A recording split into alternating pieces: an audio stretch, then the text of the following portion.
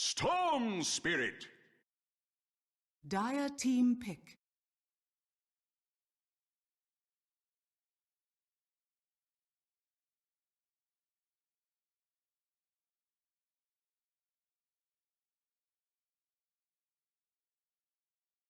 Ten seconds remaining.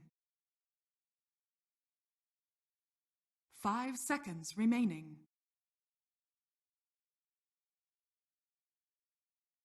Reserve time.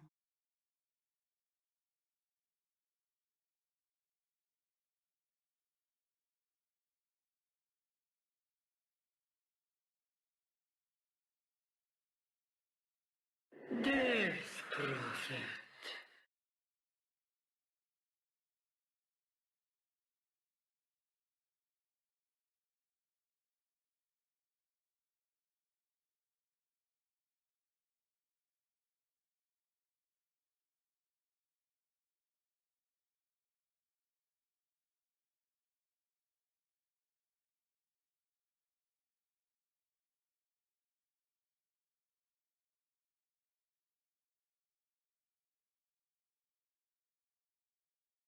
You ready, Sin?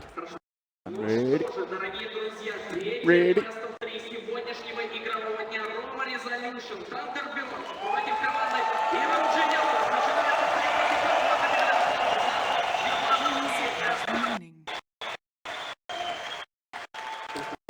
5 seconds remaining. Well, I hope you're all ready for one hell of a series. This could be a long one, everyone. Thunderbirds versus Evil Geniuses. Toby 1 joined by the wonderful, the stupendous Cinderin.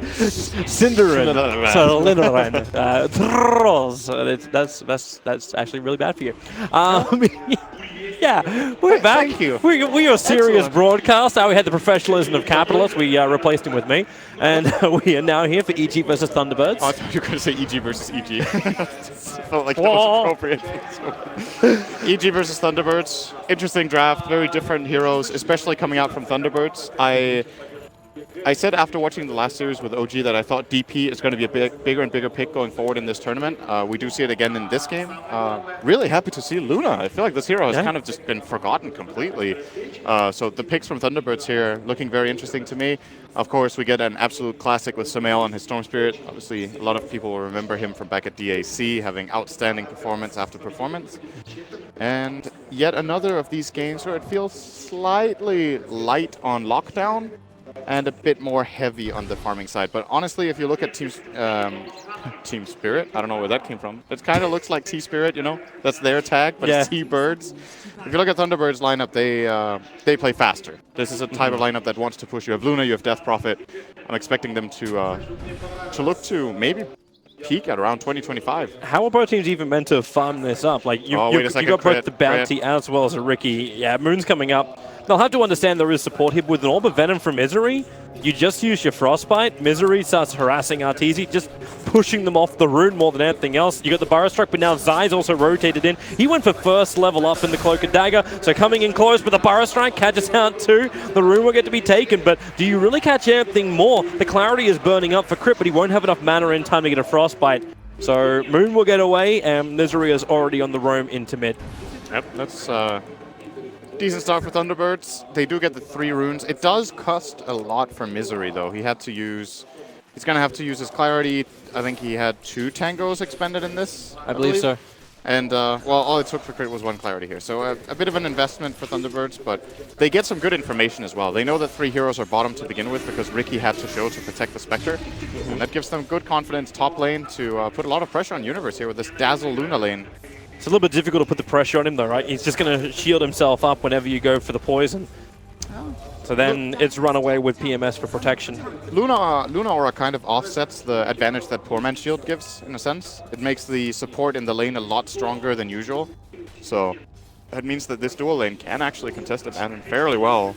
This battle of vision. Misery's got the sentry ward on bottom lane, so he's watching Zai coming in closer and then just tries to harass crit further out of the lane, giving Moon a little bit more to play with. Remember, he doesn't have any mana and he doesn't have that second level yet, so there's no caustic to work with, making this lane rather troublesome. So far, so good still for EG, though, in this bottom lane. Even though they're being contested and annoyed a bit, Arteezy is managing to find very good farm early on. Mid lane, Storm is doing great against TP as well. Something we haven't really talked about just yet is like the laning prowess of these two players in mid. I think Sumail, by many regarded as one of the absolute best mechanical lane players in the world, tends to win his matchup or at least break even, unless he has a very unfavorable matchup in his lane. Now, this one is not that good for Storm early on, I would say. Death Prophet should be able to pressure him pretty well. He's forced to use his Shrine already, whereas Weeha still has his available and almost full health, so... But isn't this when you actually turn towards the roamers around? Like, isn't that when Zai's meant to be adding pressure to the mid lane instead? He could, but it's such a difficult kill.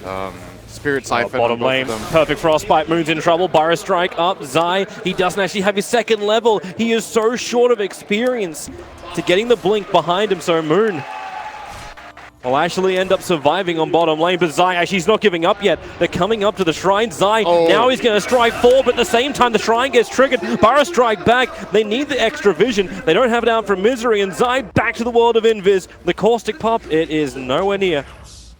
So he'll end up surviving as well. He's still, they know he has to go all the way back to base if they checked his inventory. He has no health left.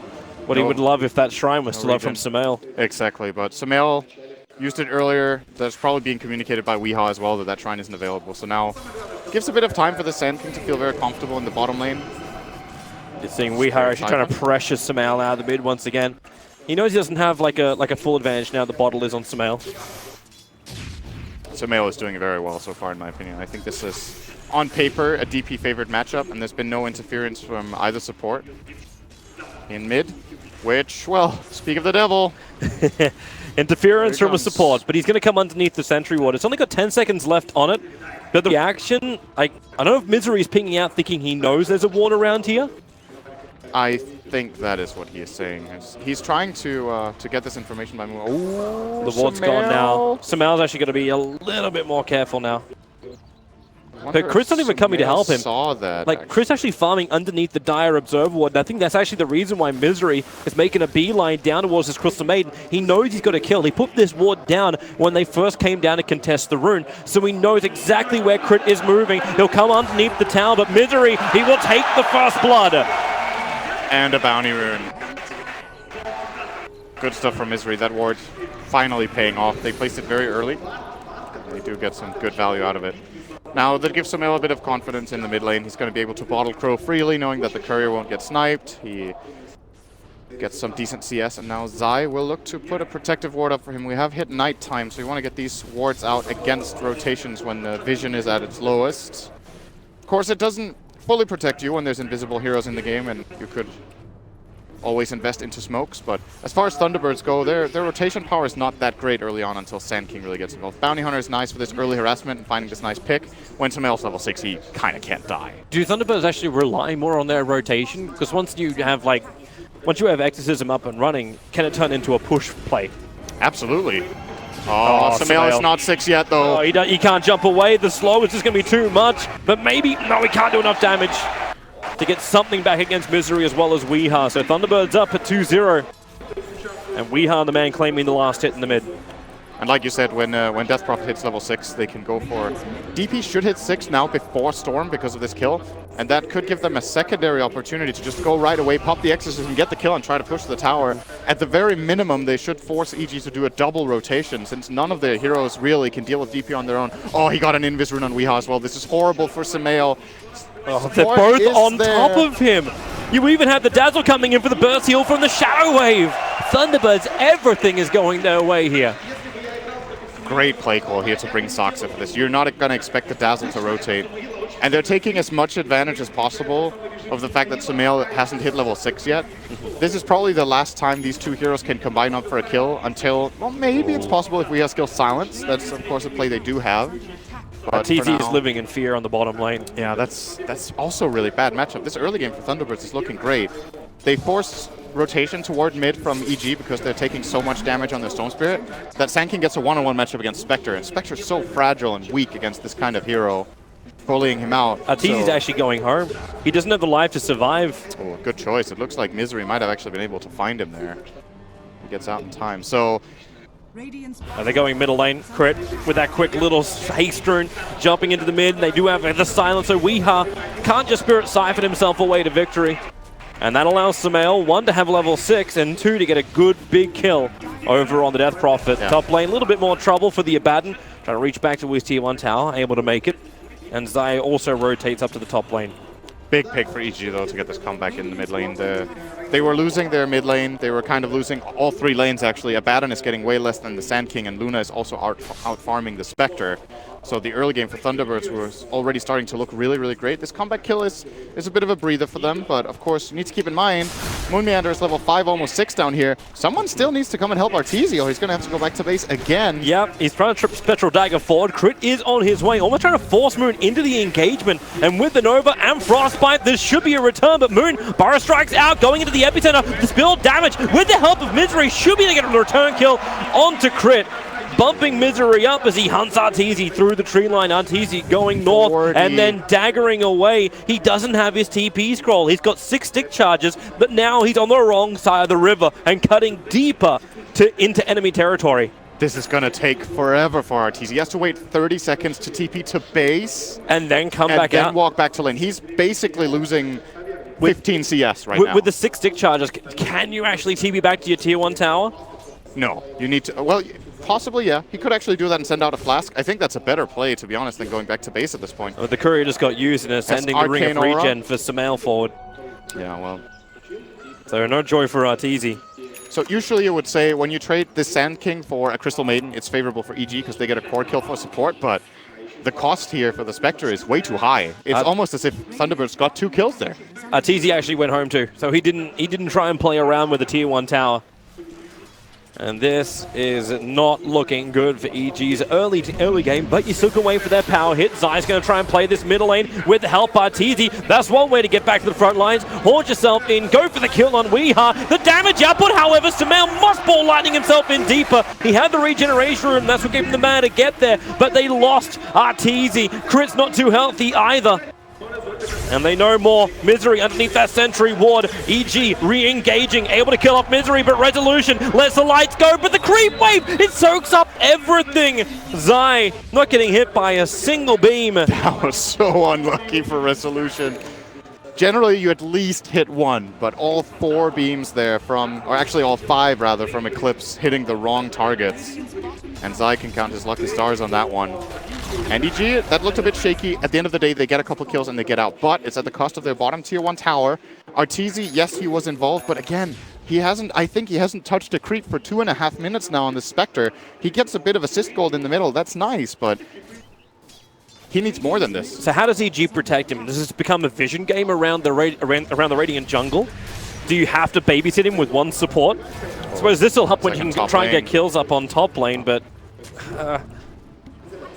to be fair, Resolution did also rotate mid actually, so he also lost some CS. But look at the creep scores here. Arteezy's trying to dagger forward and just harass down Saxa, but this is difficult. Zai can't really find the kill on him, and he knows it. Spectre's just really weak right now. That's yeah. Most of the Spectre games we've seen this tournament, Spectre is just not given the perfect early game that it's looking for. It's generally a bad idea to give Spectre free farm unless you have a lineup that can peak early. Arguably, Thunderbirds could do that, and they did for the first short amount of time. Precious Sumail, oh, speaking of which, he's going to jump in on. Yeah, going on towards the mid lane. Death Prophet, real trouble, still silenced up, and Weeha will fall. Misery to the neighborhood, and he's starting to prep the tracks. He was actually the man attacking into Crit on the back line, so he wasn't there to help out. Zai's Riki is really, really important in this game for EG. He's kind of set up everything for them. Every kill they've got on mid has been because of the smoke screen. How many deaths does Weeha have now? He has 3. Sumail only 2, and he got pressured hard in the start, but EG brought him back in the game. Once again, at the cost of Arteezy, but that's something they can maybe deal with now. His Haunt is online again. We'll be getting Urn after a couple more creeps. He probably wants to get involved and get some Urn charges up and running. Maybe we should start talking about the other side of the Arteezy coin, the Resolution side, the 1-for-1. Because right now Resolution is #1 in net worth. He's actually bouncing forward with Sumail. But it's the fact that you've got a free farming and leveling up Luna. She TPs around a little bit, but she could bounce off the top lane and give the space for Moon to pick up his Blink Dagger. It looks like Thunderbird's timings and items are looking really good for that 5-man ball into EG. Absolutely, and the key items in this game have got to be something along the lines of Euls and Force Staffs. That's how you deal with Riki. It's a great way of dealing with the Crystal Maiden. It's also a good way of dealing with Spectre, to be honest. You just want to create some space, buy time, and survive with your heroes. They're coming for a kill up on top. Zai needs to get this perfect jump. It's going to help when Moon Burrow strikes aggressively forward. Here comes that Horn. Arteezy wants the kill, and they don't actually give it to him. Zai is the man who's going to get the last little backstab in onto the SK. Slows down the Blink Dagger and gets Arteezy in a successful engagement. Yeah, still, regardless, it's a very good play for EG. Arteezy doesn't get the kill, but it's a good kill to get for their team. Now, will Thunderbirds try to put some more pressure here? They're looking to go mid. Oh, we've got no Exorcism available, so they can't just force it that way. Well, and they're getting flanked. Here comes Universe crit as well. They go for the Frostbite over on Weeha. Samel jumping forward. They're going to Vortex back in. We need a little bit more damage, but they won't be able to do it. Not while the Shallow Grave is down. But when you let the Frost fall, it will be enough to get 2 kills into Thunderbirds. Moon wants to join the engagement. Burrow strike forward. He only hits creeps, however. No control on the EG heroes. Misery will fall down as well. And Evil Geniuses. It was a casual wraparound. And Thunderbirds sat there and took it. Once again, the Riki of Zai is playing an incredible game so far. He gets the perfect smoke screen on the Luna. There was no Eclipse for the whole fight. Resolution's in this awkward position where he has to choose between running to the right and casting Eclipse and being out of range of almost everyone, or running left through the entire smoke screen. This is a level 1 smoke screen, mind you. It's still just... the smaller radius makes it a lot weaker than on higher levels, but it's good enough for now. And yep. Thunderbirds might have overstayed their welcome. I actually think that was playable for them, but as you pointed out, with no Exorcism, and if they don't get the Eclipse out, it's too hard. Yeah, and until they have the Force Staffs, that's not going to work for them. And even Luna, you know the Hurricane Pike will come, but because she built the Mask of Madness early on, it's next item Dragonlance, so it's going to take a while before these items come up. We probably thought you're going to get the injection of money once you started bringing down Tier 1 towers. Like, that's the purpose of having this Death Prophet as well as Luna. It should be something that EG cannot repel. Damn, Samel has a lot of CS. It's actually... he's #1 in the network. Very surprising. He's got 110 CS minute 13 after dying twice in lane and being involved in 7 kills. That is very impressive play from him. And EG have been making some good moves after what looked like it could have been shaky early on. They've utilized especially the Haunt and the Riki very well, and of course the Storm Spirit following through, kind of come together as a team. And Universe, solid as rock as always, has no deaths on this Abaddon. Generally see other offlane Abaddons in this tournament have 1 or 2 deaths in lane. Kind of overextending a little bit, but he plays it safe. Yeah, Universe has been a rock. He'll be a bigger one too once he has the Vlad's up, so then EG's going to have a little bit more sustain when it comes to the engagements. They need that. They still need that for Arteezy, especially when Arteezy, like, he goes for the Urn, the PMS, the phase, then next major item, and it's a long time before he's going to get there. It's the Relic into Radiance. So Samel, this is his time. Like, if he can control the engagements and just the tempo of this game for the next 10 minutes, once he has that Bloodstone, they'll become a lot easier. But he needs to create the space for the spec. Absolutely, but it looks like EG has kind of slowed the game down a bit with this couple of aggressive plays. Thunderbirds didn't really find the momentum that they were looking for, so now we get to play a little slower. Oh, they smoked right on top of the obs. Oh, so this movement, even Zai is actually backing up. He's staying close enough that he could potentially break the smoke, but he doesn't want to break it when he could also just be instantly detected. But do they even bring? They can use this as a fake play. Okay. And they got dust on the SK with the Blink Dagger. Sox is going to see him. Well, Zai sees a lot more. He's underneath the Sentry Ward just on the edge. They don't see him anymore. That's why the dust had to be committed. But Samel, long jump in, going in for the Dazzle, able to find him. And Moon, thinking twice about it all, actually blinked himself away, hence no ability to counter-initiate with Epicenter. Was a good choice from him. I'm not sure who made the play call to go on the Riki. It's very tempting. You have the Sentry in position, but the entire enemy team is missing. And if you start committing spells on the Riki, if you don't burst him, you're just going to get overrun. He uses tricks of the trade, and his team follows in. And they end up just cutting their Dazzle, which probably is worth it. Arteezy changed his item build. He's actually got Blade Mail in his quick buy at the moment. So he's switching from that Radiance. Moon's a little deep up on this top lane. Smoke up, actually on him at the moment. Tries to run away. Spectral Horn going to be used. And then, well, a quick trick to the trade. But that is one very dead Moon. So he's picked up his Blink Dagger. And the first 2 engagements he's in, he runs away. And then he dies. Not the greatest first reveal for Thunderbirds. I want to commend EG on how well they're utilizing Spectre. I feel like compared to other teams we've seen in the tournament, they are doing a very good job at using Haunt off cooldown. Arteezy has been in 9 out of 11 kills, so every time there's a Haunt available, he joins in, contributes with what his hero can right now. Obviously, Spectre not the greatest hero at this point in the game, but they're playing to their own strengths. Thunderbirds looking to do the same with this mid push. And if they can do it. Getting hit by the Weave early on, so bring up the armor. EG are not going to engage in. They let the tier 1 tower fall. This time I think they understand there's both Exorcism as well as... Oh, wow, really? There's both Exorcism as well as Eclipse up, and they're going to lose their Dazzle. Okay, that's an easier way to take the fight. Keep getting pickoffs on all the sides of the Thunderbirds movement and don't engage the 2-bit cores. This is kind of a game of warding between Zai and Misery, who can get the better and more impactful wards out that sets up their team. Zai with these aggressive wards in the enemy jungle have been really useful. Miseries haven't paid off as much, basically. Big part of the reason being that Sand King hasn't really been able to set up his team as much as, EG just have more options for engaging. Both the Storm and the Riki can jump with a Haunt and find a pick anywhere. So if Thunderbirds split up, they're gonna die. And if they 5-man at the same time, EG generally sees their movements. They tried for the smoke play that got countered, and then, you kind of have to calm down, chill a bit, farm up some more, and that's the type of game EG want to play. Basically, the Riki is enabling greed. Oh, jump. Sumail so long, and he'll get in. Nice and quick. Misery has been sitting there for the last 1-2 minutes, just trying to get that little bit of extra farm to bring him closer towards his mech. And Sumail sees the perfect opportunity for the jump. And this is now 14 Bloodstone charges. We'll start the count. Let's see just how fast Sumail gets. And where does he go next? Is it going to be disable items? Is Orchid really the play when you're going to have probably both Manta and Newell Scepter? For the, one each for the cores of Thunderbirds?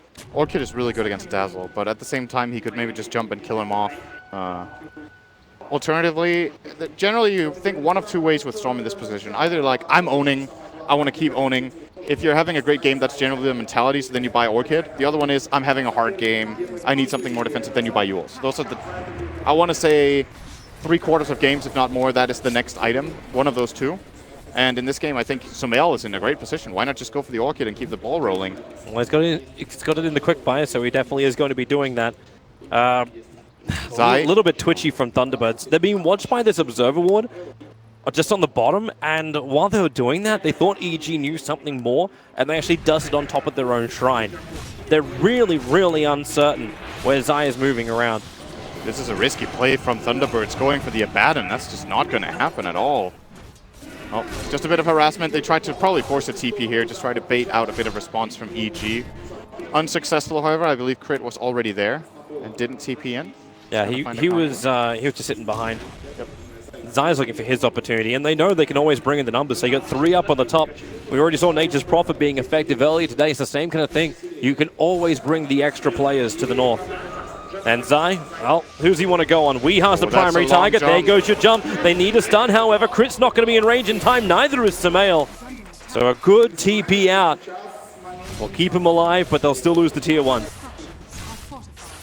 That's a big commitment from EG, however. They use Haunt. They use all of Storm's mana. He does have Arcane Aura and Arcane Rune, so able to quickly get his mana back. That 14 charge Bloodstone.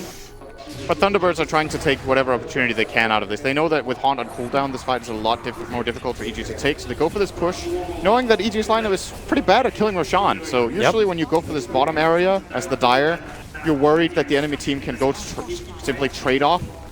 But that is just not an option right now for Evil Geniuses. So tier 1 for tier 2 trade is eventually what we're going to get to see here. And Thunderbird's probably pretty happy with this. Yeah, it's building Resolution up to a point where his team fight's going to be really, really strong. Very difficult to kill off the Luna. He didn't actually build into the Hurricane Pike. He's still looking for the Manta. But that's more than likely because he's going to be predicting Sumail's Orchid. Misery loves company, so they're going to group up and smoke as 5. And go Roshan? And go Roshan. That's a good place to have a little bit of a get-together. Oh, Exorcism it up. And they're going to commit with the Weave as well. As far as Radiant Vision goes, they don't see anything around the pit. But that's the reason why Zai is coming in. Where is the sentry ward? Where is the detection? Zai's going to put down the smoke screen. Roshan is dropping down to 1600. Zai is just waiting with the smoke screen down. They know what. There goes your sentry ward. So Zai finally visible. Moon gets a double burrow strike out. The jump forward. It will be the Aegis Immortal into the hands of Resolution. And with the Eclipse falling down, Zai falls. But he's the only one down at the moment. They want more with the track up the hill. They'll secret Moon again for the burrow strike. Able to catch out the Crystal Maiden. Samel can't really do much to stop it. It's Misery as the bounty hunter picking up the double kill after Roshan was properly killed by the Dire side. So Thunderbirds get exactly what they want. A couple of kills and the Aegis. 100% textbook stuff of how you take advantage of the bit of information you're given. They know that Haunt is down. They know that they have the better Roche lineup. They know that they got away with getting this tier 2 tower bottom. They're just using every little bit of advantage that they have at this point in time. If Haunt is off cooldown, this could be a completely different story because EG could just pop the Haunt, get full vision of every other hero, isolate the one they want, and build the fight on their terms. But with RTC unable to do so, Thunderbirds this time around get all of their spells off very well. And that wasn't even perfect. They didn't have a sentry down early, so Zai did get in for the smoke screen. With an earlier sentry, maybe he just dies and the Roche falls. But you could argue it's maybe better this way. They got a bonus kill on crit like this. Yep, they actually made EG believe they had the fight. And so much patience from Thunderbirds. Smoke screen went down. Did they freak out? No, they just took it one kill at a time. And credit to Moon Meander in this fight. I think he had a bit of a rough start on Sand King, but playing it cool in that fight, finding the key stuns that he needed to. EG is looking for another kill at the moment. They're hunting into the Dire jungle. Well, they would love to find a target, but unfortunately for them, like the Dire are already predicting some kind of scan. Okay, they're going to find one. It's going to be Saksa. So a jump forward from Sumail. 15 Bloodstone charges. It's been a while since he's added an extra digit to that. But it will allow them now to force into the tier 1 tower in mid. No fortification available, and Thunderbirds are in no position to defend. It's extremely hard to play Dazzle in this game. He has to spend so much gold on detection. Wow. Universe. He's just going in. They still let that Observe Ward has been up for so long, so Misery gets the silence off Samal, jumping forward, but the physical damage will be more than enough. Universe will find that kill, bringing him to a 4-0-4 on the Abaddon. They don't even need to use the Haunt here. Evil Geniuses are actually in a good position to look for this bottom tier 1. Have Haunt available. Relic is on the courier for Arteezy, so 1,000 gold to go for him for that big Radiance upgrade. And that's when things get scary for Thunderbirds, in my opinion. First of all, the Haunt is going to show them where Bounty Hunter is. There's going to be an illusion spawning next to him. They're going to cancel out the Sand King's Blink Dagger. And with Dazzle being this poor, the Spectre alone can force Grave and probably just kill him off after. And without the Grave, Storm Spirit is going to have a great time. Now they have 2 options of dealing with the fights, especially when his Orchid comes up. Oh, top lane crit is in absolutely no man's land. Thankfully, there's the Yule Scepter after the Burrow Strike from Moon, again focusing on creeps instead of heroes. Usually these kills aren't that expensive, you know. Sometimes you risk it with a support. You're like, okay, I'm going to go top and push until I get killed and we get some information about what's going on the map. A lot of the times, a position 4 or 5 will do this, and you're like, okay, that's fair enough. We got a 4 or 5-man rotation to kill our CM. There's track. It's a lot more expensive to buy this information for Evil Geniuses in this game, and in a way, maybe they should have predicted this. They still have the tier 1 tower top. We know there's an Aegis on Luna. It's the most likely next play for Thunderbirds to just go up here, group up, and take 2 towers. Yeah. I'm curious if they want to go high ground now, because they have Reed, Aegis, Solar Crest on the Death Prophet, and level 2 Exorcism. If EG want to try and go for the trade-off, maybe it's worth it just to nudge the tier 3 tower to bring him back. But EG's going for the tier 2, and Crystal Maiden's on the defense job. Yep. It's a risky play to go high ground here. You don't have a big advantage, but you do have the Aegis, and you still know that Radiance isn't online. Or well, now it is. But at the time, the information that they have was that Arteezy was not ready with the Radiance. So looks like Thunderbirds more than likely made a good read here, after all, to not go up. Yeah, might be good. Get the BKBs up, get the safety onto your Luna. Actually, Resolution switched. He had BKB in his quick buy, now he's looking at the Skadi instead. As opposed to going for immunity against... Well, I suppose you've already got some level of escape from the Storm's initiation. What more would a BKB buy you? An ability to use your spells against Ricky is pretty valuable. That is a nice thing, not gonna lie. Smoke screen is scary. Oh, here comes Sumail. Long jump, looking for it again. Dazzle, 4-star up. The Orchid won't be enough to kill him. And this is a way where he can actually hold on to his shallow grave. Moon again missing the Burrow Strike as Sumail hiding in the trees. That's actually probably a kill if they hit that Sand King stun. Sumail used so much mana on this engage, and he can be happy that that didn't turn into a fight, to be honest. There's Exorcism as well as Eclipse available. Yeah, they're not going to need... Oh, actually, wow. They're going to commit it. They want the tier 2 tower. It's the last remaining outer tower for Evil Geniuses. Question is, do you really push any further? Because now your Aegis is gone. It just timed out. Oh, they definitely can't go further than this. They have to finish the tier 2 tower, though. Yeah, well. Or do they just leave it? We doesn't feel confident. The Lunar Illusion is currently killing it, and they're going for the kill. EG want the kill. That's why Storm Spirit long jump forward, going after the Death Prophet. That actually will it be enough with the Yule Scepter up? He may have enough time to get the life back in from the Exorcism. No, it will not be. He will fall. Key Orchid coming out from Sumail on the Dazzle. As talked about earlier, that's the problem. He wants to grave the DP, but simply can't get it off. The Haunt immediately gives them vision of where the Dazzle is. Easy click for Sumail to get that Orchid off in two kills and a tier 2, more than likely. Now EG, they're the ones to push. Yep. Zai is just roaming around trying to find anyone. Moon is in no position to fight this one because he doesn't have the support. Resolution moved up to the top lane to let his Illusion start doing the push. So maybe we start looking around the Roshan timer. It will be a rather quick spawn. It's going to be in the first minute of the 3 that it will spawn up. And we'll see who that really does favor if Thunderbirds go in again and try and look for Roshan. Oh. Resolution is getting really, really big. And Luna is a great hero at fighting in Roshan as long as you can get your Eclipse off. So once again, look toward that Riki. Manta can counter the Orchid of the Storm and the Frostbite, so really should have no real problem apart from dealing with the Riki. Do they have a 4-step apart from Sand King? That's the only one for now. That is one way of making sure Luna gets her ulti off, but you generally don't really want to use your 4-step aggressively in this game, I feel. You need to have to save a support, or even Sand King himself with that force. But that's why I'm interested, like why bypass the Hurricane Pike and decide to finish the full Skadi instead. That's true. I think Pike could have also been a very nice choice here. Absolutely. Because there's no way Dazzle's going to find the money for anything. Ooh. He's having a hard enough time, and now you get a Diffusal Blade up on Zai. The Riki starts progressing his way into being that 4th core for EG. That's a very big item. Can purge off the Yules of Death Prophet. And they can kill her off very swiftly. Storm's going to jump Death Prophet. She's going to self-Yules. They purge it, or hit the Dazzle and just kill DP. They need bigger items on Weehaw right now. The Blink Dagger is very different than what we usually see, and it's more of an aggressive approach. Yeah. It can also be used defensively, of course. If they see the Storm Jump coming, he can maybe disengage. Of course, hoping maybe to play the Yules into Blink, but as mentioned, that Diffusal Blade's going to put a quick That's a really good Dire Observer Ward, but at the same time, EG just put down their own Radiant one inside the jungle. Haunt. So if they want to jump forward, yeah, Haunt will be used. At the same time, Defensive Weave comes out, and EG really thought Thunderbirds were a lot closer, and Thunderbirds instantly smoke. It's the obvious play here. I think EG are going to see this one coming. I was expecting that if Thunderbirds have a smoke, this is the time you want to burn it. What's the time for this? Roshan just spawned. If they look in there with the Arcane Rune on the Death Prophet, they could potentially kill off Roshan before EG knows it, but no. They're moving towards the mid lane. There's still a tower within deny range. It's on 51 HP, and Crit is finally going to take care of it. Goodbye, Zai, walking in through the back lines. CM denies the tower, and yep, they're coming mid. The Arcane Rune has worn off now, but there's no Riki for 40 seconds, and that's after he just bought the Diffusal Blade. So here they come. Exorcism up, the Weave again, boost up the armor, but where's your creep wave? It doesn't exist just yet. They don't need it right now. They just need to make sure that the Death Prophet does not get burst down. Nice damage coming out here from EG. Mech already triggered off by Misery. The life is going to be there. Resolution just had his Skadi arrive as well.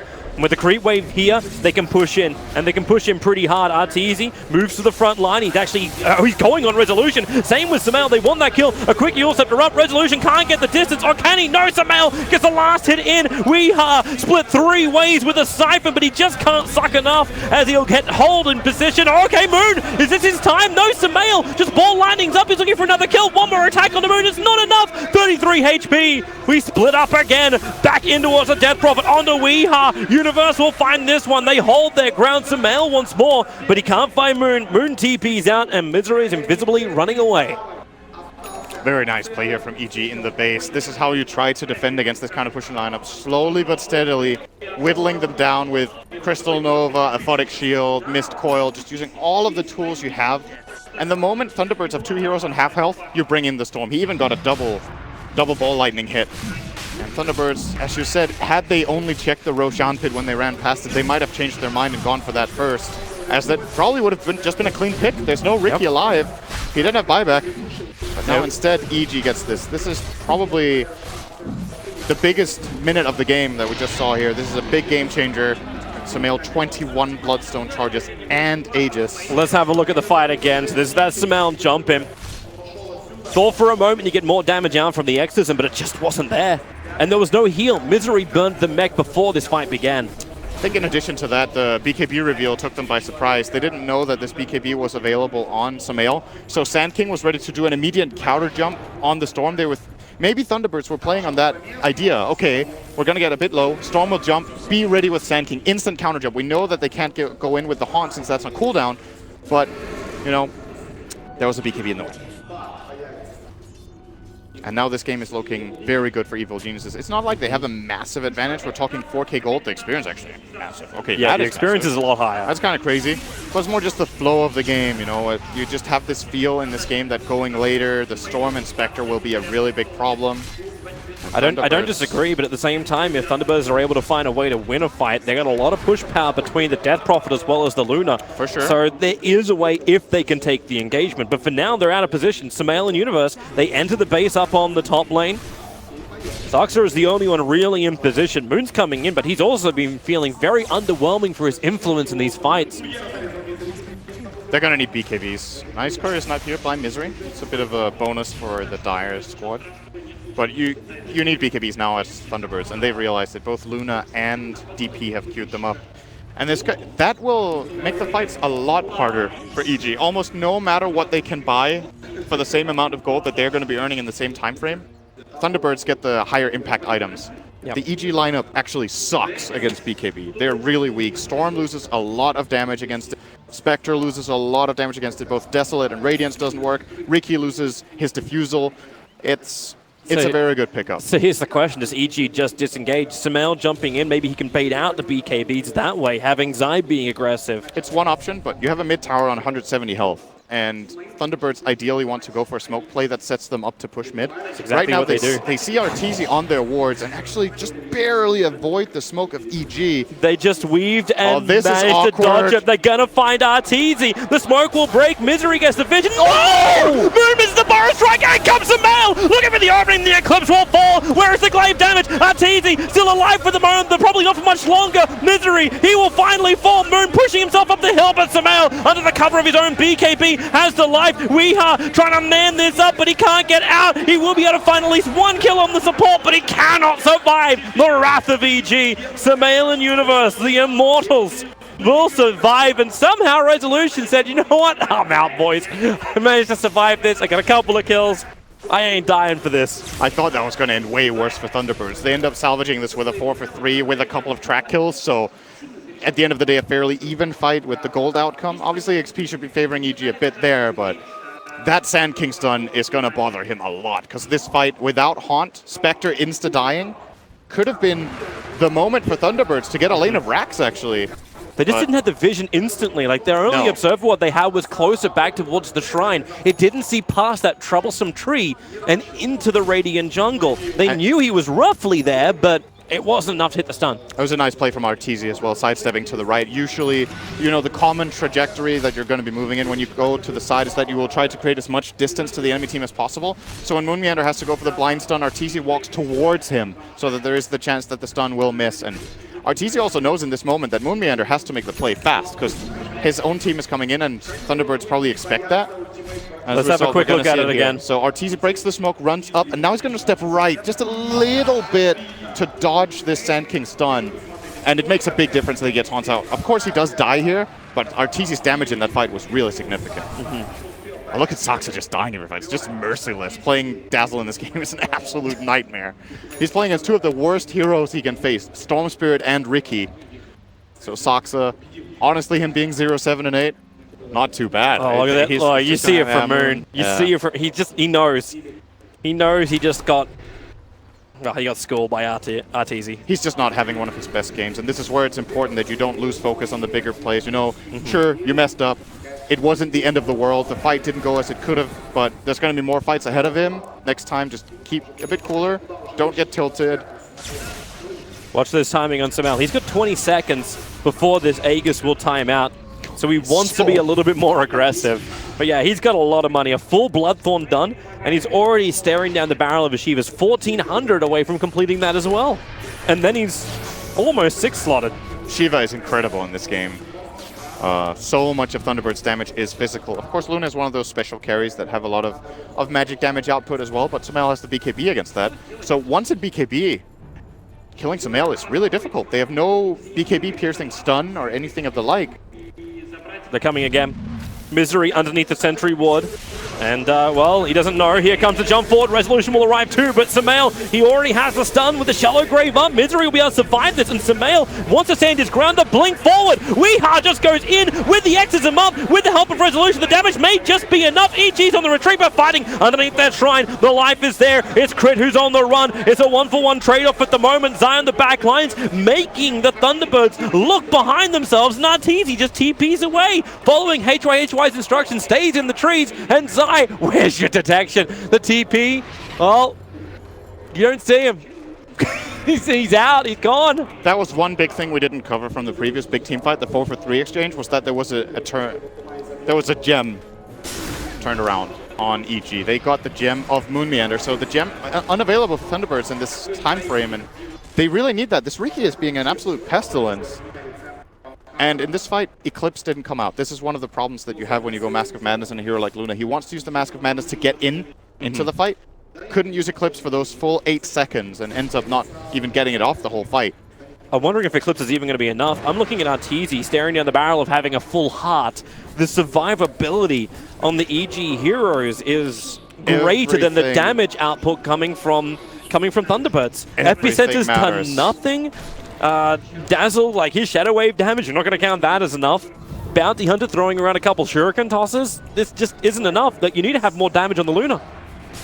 Yeah, you do, eventually, but Eclipse is still playing a really big role right now, and not getting it off is a big loss. Of course, the later the game goes, the weaker it gets. I'm curious to see what Arteezy is thinking of next after this heart. He may have the other protection. Like, I'm looking at Universe, looking at his Aghanim Scepter is 1,400 away. It's a big item. Yep. I feel like I talk about that every single game I cast a bat in, but honestly, it's incredible.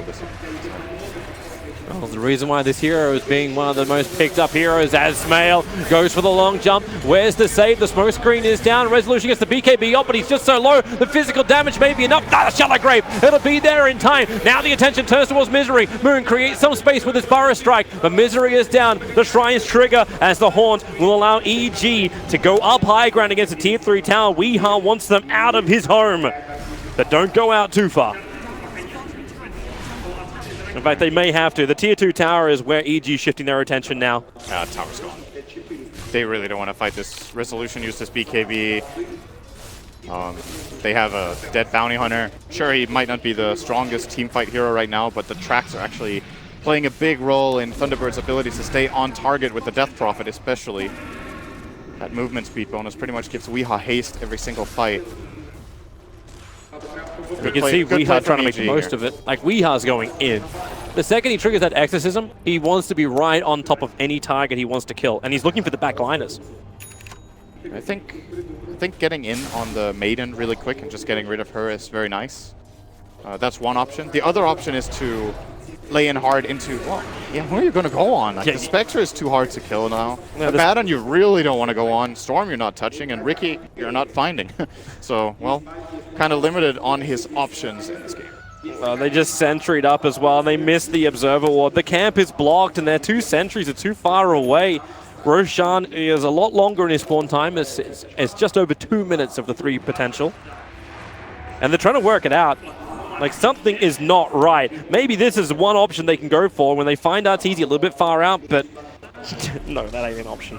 It gets tricky for Thunderbirds. We didn't really talk too much about Arteezy's Blade Mail, but the reason he gets it is that both Luna and Death Prophet has abilities that, yes, you can control Exorcism, but at the same time the fights get very chaotic. You need to be very careful and you need to switch away targets from him unless you want to take a lot of physical damage with this. And then you have a spell like Eclipse where you have no choice. Obviously, when Luna's BKB is running, doesn't care too much about that. There's still the physical damage, all the bouncing glaives.